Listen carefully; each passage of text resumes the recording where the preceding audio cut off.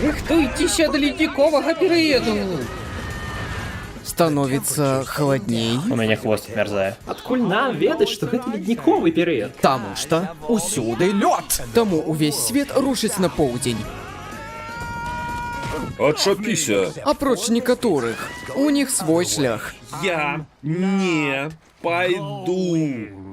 Хутка яны сустрэнуць тое, што зможа іх аб'яднаць. Нам трэба вярнуць яго. Мы або дагонім людзей да перавалу, або пойдзем доўгім шляхам і згубім іх. Ім давялося пабыць нянькамі. З гэтага моманту вы мусіце называць мяне уладаром полымя. Эй, уладар полымя, у цябе хвост гарыць. Хаця ім самім догляд не быў бы лішнім. На секунду я подумал, что ты меня з'ясі. Я не ем шкодную ежу.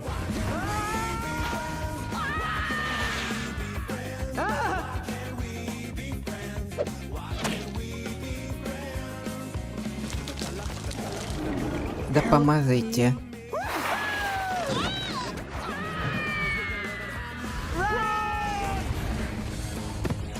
Мэнни!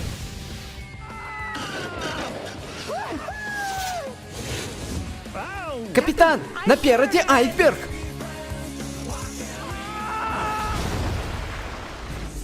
Ты ганьбіш прыроду. Я ў парадку, я ж памру.